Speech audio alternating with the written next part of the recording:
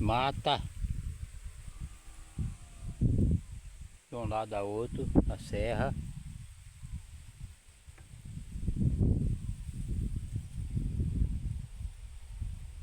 Olha lá como que é.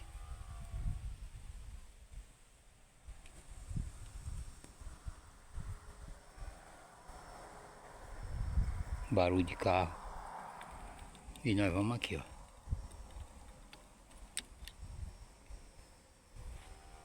Não dá para andar gravando, porque a roda da bicicleta tá fazendo barulho. Esse barulho chato.